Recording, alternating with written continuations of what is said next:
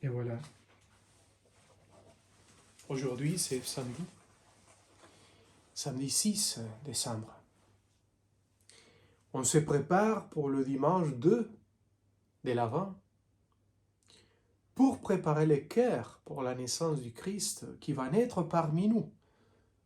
C'est lui qui va naître parmi l'humanité tout entière. Et c'est notre cœur qui va devenir la crèche où notre Seigneur va ressusciter et va naître. La naissance et la résurrection sont une même expérience de transformation dans laquelle notre Seigneur Jésus renouvelle toutes les choses parmi nous et il nous transforme.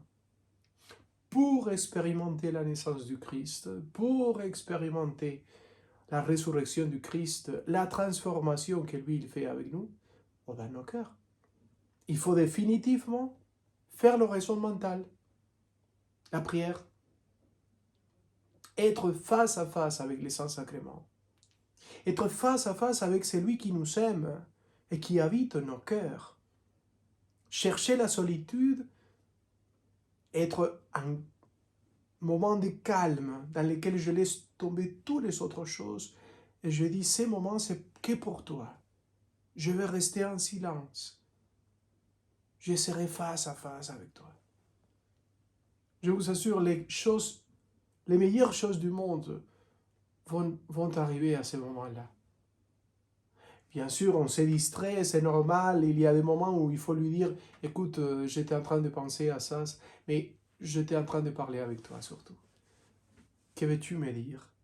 Moi, je veux parler avec toi comme un ami. C'est la même chose qu'a expérimenté justement Laurent de la résurrection. Le pape vient de parler de la présence de Dieu, les livres qui a guidé sa vie spirituellement. C'est extraordinaire parce que justement, Laurent de la Résurrection, un frère carme du XVIIe siècle, c'était un homme qui était capable de parler avec le Christ pendant qu'il faisait la cuisine, pendant qu'il faisait toutes les choses, pendant qu'il faisait toutes les activités qu'il fallait faire. Il disait, il est avec moi, il m'accompagne, je suis dans la présence de Dieu, il est toujours avec moi, et plus ça va, j'offre les choses, les petites choses ou les grandes choses de toute la journée, les sacrifices et les moments beaux aussi.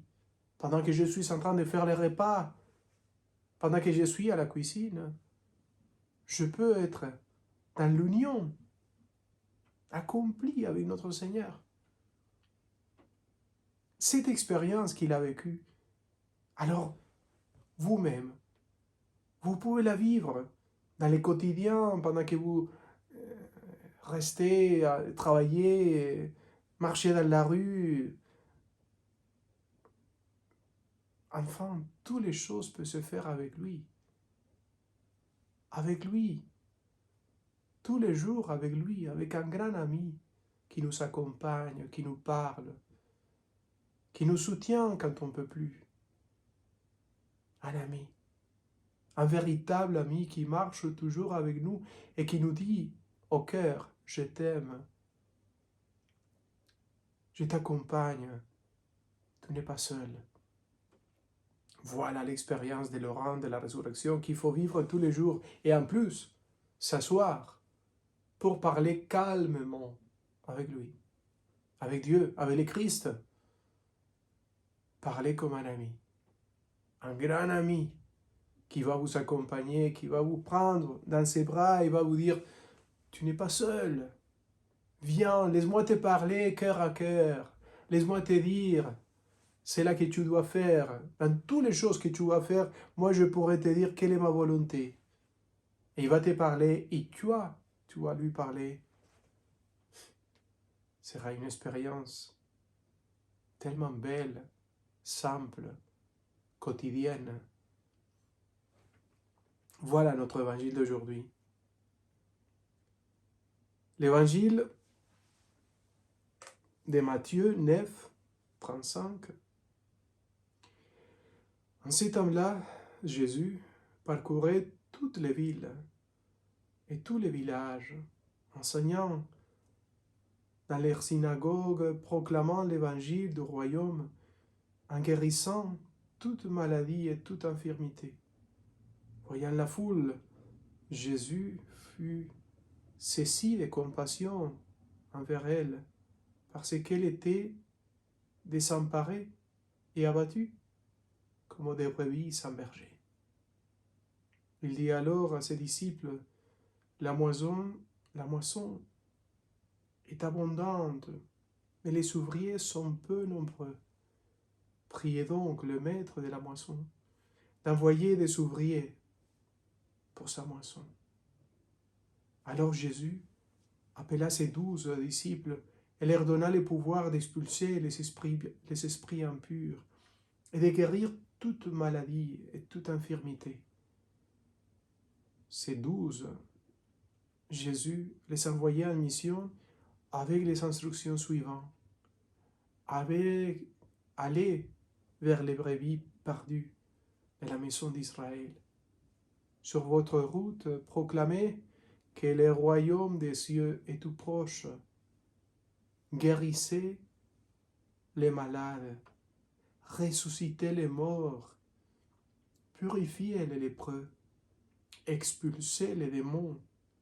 Vous avez reçu gratuitement, donnez gratuitement. Acclamons la parole de Dieu. Louange à toi, Seigneur Jésus. Les paroles qu'il a dites aux apôtres, c'est les mêmes paroles qu'il nous dit aujourd'hui. Vous tous, moi, on est tous les disciples de notre Seigneur. On marche avec lui. On va avec lui. Et si on si on reste dans la communion avec lui, dans les sacrements, dans l'Eucharistie, dans la confession, dans l'oraison, dans les dialogues intimes avec lui, d'une manière impressionnante, la présence de Dieu va grandir dans nos cœurs, dans nos êtres. On va être vraiment plongé en lui et il va nous déborder. C'est une présence de Dieu que c'est comme l'eau vive qui commence à jaillir, à apparaître dans nos cœurs d'une manière tellement forte, comme une fontaine qui va jusqu'à la vie éternelle. Et on expérimente cette fontaine de gloire, de paix, de consolation, de présence de Dieu. Un Dieu qui grandit, un Esprit Saint qui grandit dans notre cœur et qui nous fait grandir avec lui. On expérimente une communion surnaturelle avec Dieu. Et quand on expérimente cette force, cette présence impressionnante, on se rend compte comment on devient vraiment les instruments du Christ pour guérir, pour sauver, pour nourrir, pour enlever la peur, la douleur, la souffrance. Dieu fait des choses extraordinaires à travers des êtres humains.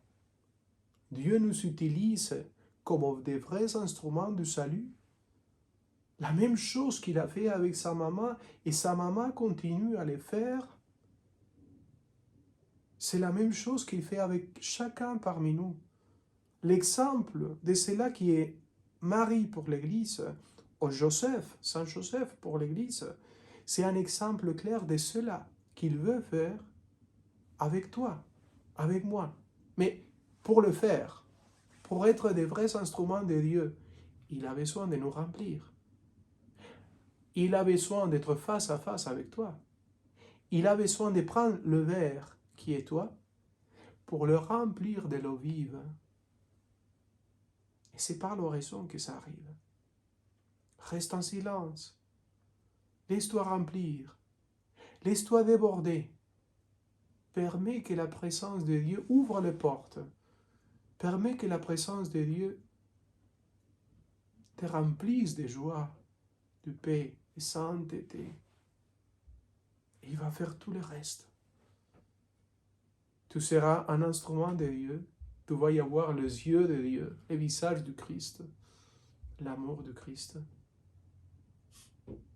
allez-y, ouvrez les portes. Il est beau. Au nom du Père, du Fils et du Saint-Esprit. Le monde a besoin des êtres humains, pleins du Christ. Allez-y, ouvrez les portes et laissez-vous remplir de lui.